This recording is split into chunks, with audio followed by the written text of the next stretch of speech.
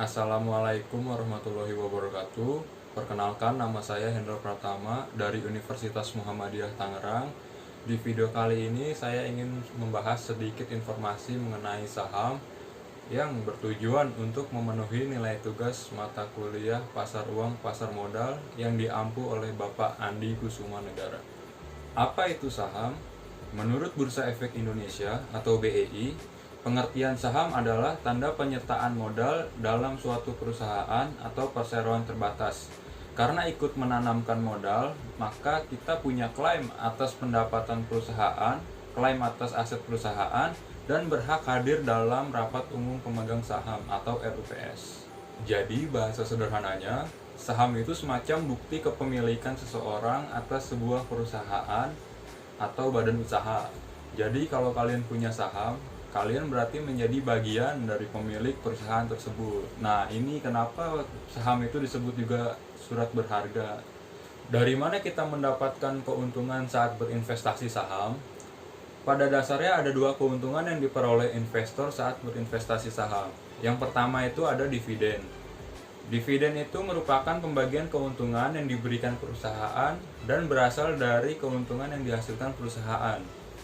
Dividen diberikan setelah mendapat persetujuan dari pemegang saham dalam rapat umum pemegang saham. Jika ingin mendapatkan dividen, maka pemodal harus memegang saham dalam kurun waktu tertentu yang relatif lama, yaitu hingga kepemilikan saham tersebut berada dalam periode di mana diakui sebagai pemegang saham yang berhak mendapatkan dividen atau disebut juga kumulatif debt. Dividen yang dibagikan perusahaan dapat berupa dividen tunai. Artinya, kepada setiap pemegang saham diberikan dividen berupa uang tunai dalam jumlah rupiah tertentu untuk setiap lembar saham.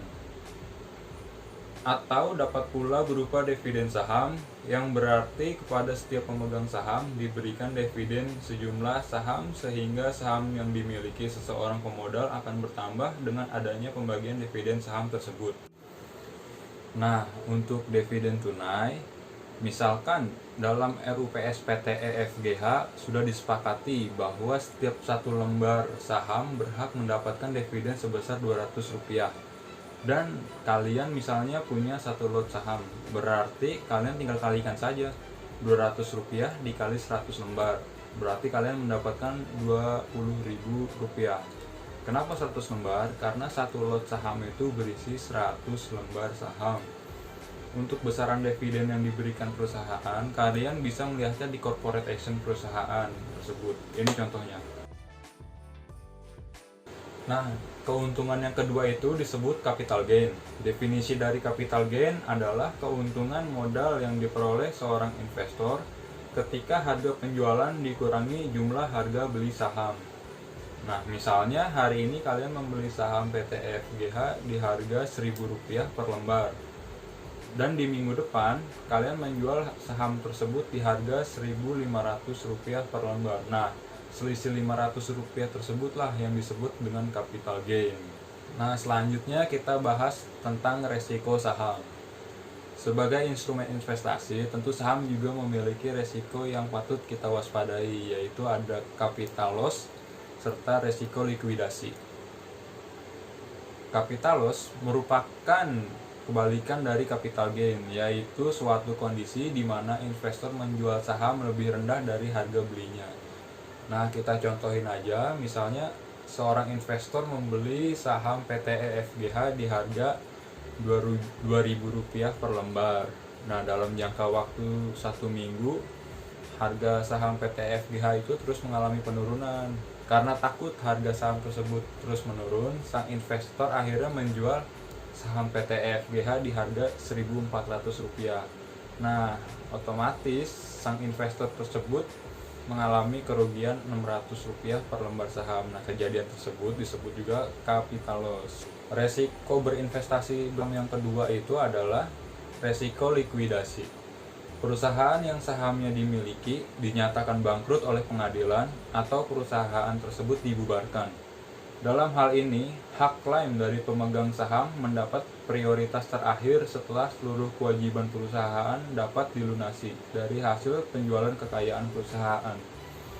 Jika masih terdapat sisa dari hasil penjualan kekayaan perusahaan tersebut, maka sisa tersebut dibagi secara proporsional kepada seluruh pemegang saham. Namun, jika tidak terdapat sisa kekayaan perusahaan, maka pemegang saham tidak akan memperoleh hasil dari likuidasi tersebut. Kondisi ini merupakan resiko yang terberat dari pemegang saham. Untuk itu, seorang pemegang saham dituntut untuk terus-menerus mengikuti perkembangan perusahaan. Nah, selanjutnya kita bahas mengenai hak pemegang saham. Yang pertama, hak untuk hadir dan memberikan suara pada rapat umum pemegang saham. Namun, dalam hal ini keputusan rapat umum pemegang saham atau RUPS diambil berdasarkan mayoritas suara pemegang saham. Misalnya, investor A memiliki 2% kepemilikan di PT XYZ.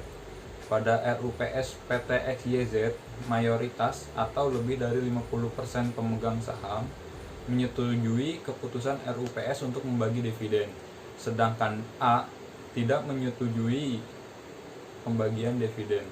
Maka keputusan RUPS tetap sah dan mengikat perseroan dan A harus tunduk pada keputusan tersebut. Yang kedua, hak untuk mendapatkan dividen atau pembagian laba perusahaan. Yang ketiga, hak untuk mendapatkan penjelasan dari direksi atas kinerja perseroan.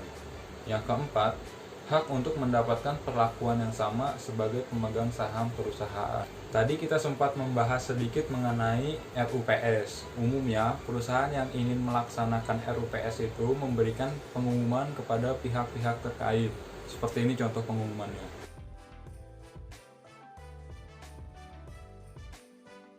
Dan jika investor ingin menghadiri RUPS, ada beberapa hal yang harus mereka penuhi, yaitu yang pertama, memiliki minimal 1 lot saham. Yang kedua, memiliki KTUR atau konfirmasi tertulis untuk RUPS. Nah, seperti ini contohnya.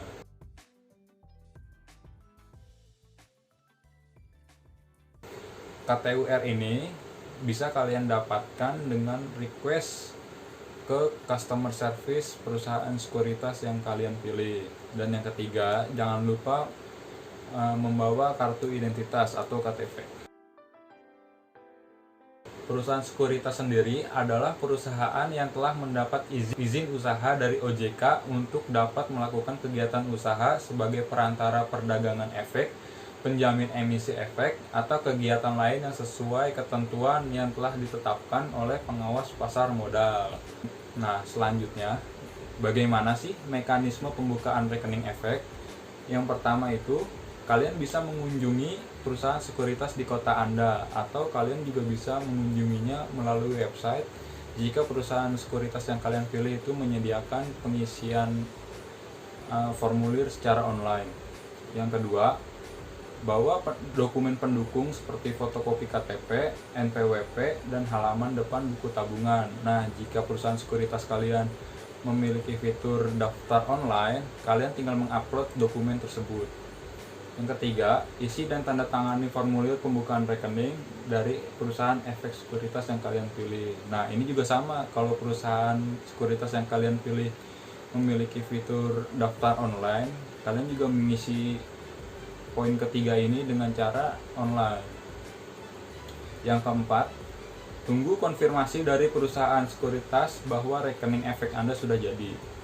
Yang kelima, download dan install aplikasi online trading perusahaan sekuritas di gadget atau PC Anda. Yang keenam, jika akun kalian sudah jadi, perusahaan sekuritas akan memberikan username dan password untuk online trading serta kartu akses. Nah, ini contoh kartu akses. Dan yang ketujuh, kalian bisa login ke aplikasi online trading tersebut dan siap untuk bertransaksi saham. Demikian informasi singkat tentang saham yang bisa saya berikan. Jika ada kesalahan, mohon dimaafkan, and thanks for watching.